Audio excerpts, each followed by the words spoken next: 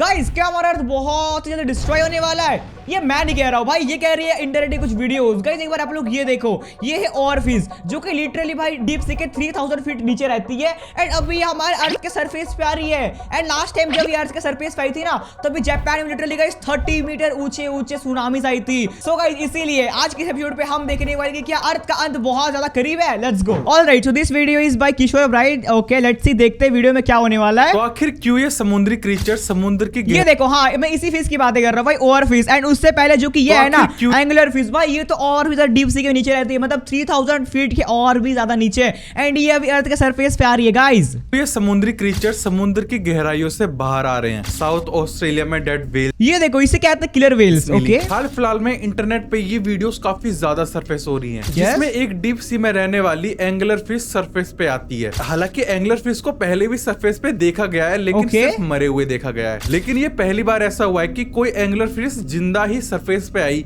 Bro literally guys, ये angular fish बहुत ही ज्यादा नीचे रहती है डीप सी के, एंड ये लिटरली सरफेस पे कैसे, वो भी जिंदा। हालांकि वो सरफेस पे आने के बाद सिर्फ कुछ ही टाइम जिंदा रही, लेकिन ये इंसिडेंट अपने आप में ही काफी ज्यादा मिस्टीरियस है। मैक्सिकन कोस्ट पे और फिश देखा गया, और ये वही फिश है जो कि जापान में सुना देखा, मैंने बोला ना, यही वही फिश है जो कि जापान के सुनामी के टाइम आया था। एंड ये कितना ज्यादा लंबा है, आप लोग एक बार वो देखो। हम इससे पहले देखा गया था। ये एक ऐसी फिश है जिसको डूम्सडे के नाम से भी बोला जाता है, और इसको डूम्सडे इसलिए बोला जाता है कि अगर आपको ये फिश सरफेस पे दिख गई तो इसका मतलब कुछ ऐसा भयानक चीज होने वाली है ब्रो। एंड गाइस ये फिश एक जगह पे नहीं मिल रही है, यहाँ पर ही मैक्सिको पे। एंड भाई बहुत ही डिफरेंट लोकेशन पे ये दिख रही है, जो कि भाई मुझे लगता नहीं कि हमें इसे इग्नोर करना चाहिए। लाइक मुझे ऐसा फील हो रहा है अंदर से। डिजास्टर आने वाला है जिसकी कोई कल्पना नहीं कर सकता कि वो क्या हो सकता है, और इसके पीछे एक बहुत ही बड़े खतरे का नाम दिया जा रहा है, जिसे हम बोलते हैं द लेविएथन। लेविएथन गाइस, ये एक बहुत ही ज्यादा लाइक मिस्टीरियस कह सकते हैं, जो कि डीप सी के क्रिएचर कहते हैं, जहां पर लाइक हमारे बहुत सारे क्या क्या बताऊं मैं, बाइबल में एंड कुरान में and I think so Hindu धर्म के कुछ पुराणों में भी जिक्र हो रखा है लेविएथन का। तो लिटरली उस टाइम पे आएगा जब हमारा अर्थ का एंडिंग होने वाला होगा। ओ माय गॉड, ये देखो इतना बड़ा हो सकता है लेविएथन। एंड गाइस जितना मैंने सुना है ना, लेविएथन इतना ज्यादा बड़ा हो सकता है कि लिटरली वो लाइक किसी भी कॉन्टिनेंट को एक बार में खत्म कर सकता है। भाई मैं तो नहीं चाहता हूँ कि भाई मुझसे एक बार भी पंगा लूं, क्योंकि आप लोग समझ रहे हो, एक कॉन्टिनेंट को, मतलब एशिया के पूरे कॉन्टिनेंट को एक बार में खत्म कर सकता है। मतलब आप लोग सोचो वो डीप से कितनी ज्यादा नीचे होगा भाई। एंड जैसा कि आप लोगों को पता है, हमारा जो अर्थ है वो 71% पानी से घिरा हुआ है। एंड अभी तक लिटरली हम लोगों ने 5% एरिया को एक्सप्लोर करा है, और अभी भी लिटरली 95% बच रहा है। ब्रो कुछ भी हो सकता है।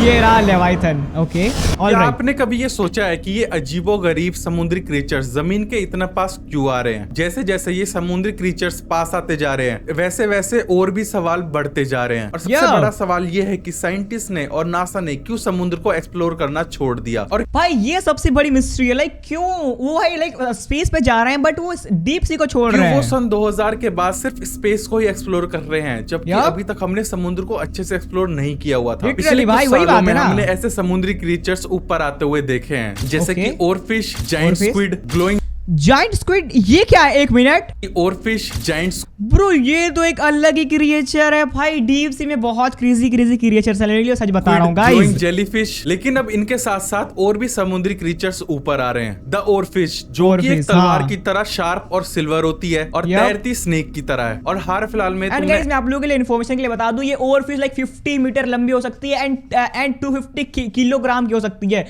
250 मतलब एंगुलर फिश की जरूर वीडियो देखी होगी, जिसमें सरफेस पर आ रही है। एंगुलर फिश एक ऐसी क्रिएचर है जो कि डीप सी के अंदर रहती है, और वो सरफेस पर कभी भी नहीं आती। ये एक बात है जिसको एक तरह से गलत तरीके से दिखाया जा रहा है, क्योंकि जो एंगुलर फिश है वो सिर्फ 6 इंच की थी जो ऊपर आई थी, लेकिन उसको दिखाया जा रहा है जैसे कि वो बहुत बड़ी फिश थी। और केरला के इस इंसान की ये देखो, ये क्या है भाई, केरला में ये क्या हो रहा है? मतलब इंडिया में भी कुछ बहुत खतरनाक होने वाली, जितना मुझे लग रहा है। लाइक इतनी सारी फिश वो भी सरफेस पे आ रही है, जिसमें आप देख सकते हो कि बहुत सारी फिश सरफेस पर आ रही हैं। अब केरला वाले केस में ये कहा जा सकता है कि जब भी इतनी सारी फिशेस सरफेस पर आती हैं, तो हो सकता है आसपास कोई प्रेडेटर है, या तो कोई अर्थक्वेक या फिर कोई नेचुरल डिजास्टर होने वाला है। लेकिन अगर हम एंगुलर फिश और ओरफिश की बात करेंगे, तो जब भी आप गूगल पर जाते हो और ओरफिश सर्च करते हो, तब वहां पे लिखा आता है the fish of doom. Yup guys, आप लोगों को दिखाता हूं। यप ये देखो, the oarfish are rare and deep sea fish is often called by doomsday fish and doomsday का मतलब होता है वो दिन जब तबाही आने वाली होती है। यार मुझे कुछ ढंग का लाइक गाइस मुझे लाइक बहुत ज्यादा अजीब सा लग रहा है, मुझे बताऊं तो ओके फिश बुलाया जाता है, जिसका मतलब अगर आपको और फिश अलग अलग जगह पे सरफेस पे आती हुई दिखती है तो इसका मतलब पूरी दुनिया को किसी डूम से खतरा है। इन सारी चीजों को कनेक्ट करो तो यही बनता है कि डीप सी के अंदर जरूर कोई ऐसी चीज है जिससे सभी को खतरा है। अब हाँ, एक थ्योरी ये कहती है कि ये सारे क्रीचर्स क्लाइमेट चेंज की वजह से ऊपर आते हैं। साइंस का तो ये भी हो सकता है, ठीक है, लाइक जरूरी नहीं को लेवाइथन नहीं हो भाई, ये भी पॉसिबल है। कहना है कि जब समुद्र का पानी गर्म हो जाता है तो इन क्रीचर्स के हैबिटेट में प्रॉब्लम आने लगती है और इसलिए सरफेस पे आने लगते हैं। लेकिन अभी ये सिर्फ उनकी थ्योरीज हैं, क्योंकि साइंटिस्ट ने और नासा ने 2000 के बाद ओशन को एक्सप्लोर करना ही छोड़ दिया और अब वो सिर्फ स्पेस को एक्सप्लोर कर रहे हैं, वो भी एलियंस को ढूंढने के भाई ये क्रेजी है, भाई एलियंस को ढूंढ रहे हैं बट सी को छोड़कर। बट गाइस भाई सी को एक्सप्लोर करना इजी भी नहीं हुआ, बहुत ज्यादा डीप है, वहाँ पर बहुत प्रेशर बनता है, जिसके लिए आई डोंट थिंक सो कि भाई हमारे उतनी अच्छी टेक्नोलॉजी है जिसका हम यूज करके उतने भाई लाइक डीप में जा सकते हैं। और कुछ लोग ये भी बोलते हैं कि ओशंस पे जो एक्सप्लोरेशन है वो काफी ज्यादा एक्सपेंसिव पड़ता है। हाँ, और वही सस्ता पड़ता है। लेकिन मेरा तो मानना यही है कि अब टेक्नोलॉजी इतनी ज्यादा एडवांस हो चुकी है कि अगर हम स्पेस को एक्सप्लोर करते हुए मार्स तक जा सकते हैं तो क्या हम अपने समुद्र को एक्सप्लोर नहीं कर सकते? ये बात भी है यार, लाइक नासा हमारे से कुछ छुपा रहा है जितना मुझे लग रहा है। नासा ऐसा क्यों कर रहा है भाई? अभी तक हमने सिर्फ 20% ही समुद्र को एक्सप्लोर किया है, लेकिन तो ऐसा क्यों? और इसके पीछे कुछ ऐसे बड़े रीजंस बताए जाते हैं जो कि काफी ज्यादा खौफनाक हैं। जैसे कि एक ब्लूम तो एक ऐसा क्रीचर है जिसकी काफी सालों पहले हमने सिर्फ एक आवाज कैप्चर करी। ब्रो ये कैसा क्रिएचर है द ब्लूम? और वो आवाज कुछ ऐसी थी। वेट नो वेज करी थी और वो आवाज कुछ ऐसी थी।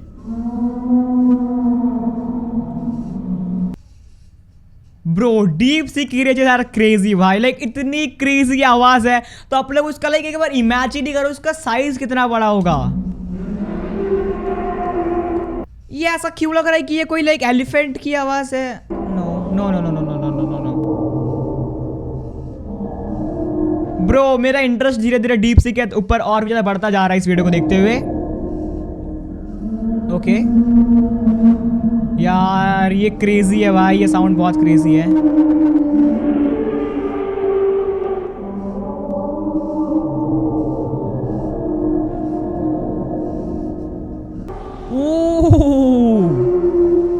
और ये आवाज समुद्र के अंदर रिकॉर्ड की गई थी। ब्रो लाइक ऐसी आवाज अभी तक कभी भी रिकॉर्ड नहीं हुई है एंड आई होप सो ये हो सकता है लेवाइथन का ही।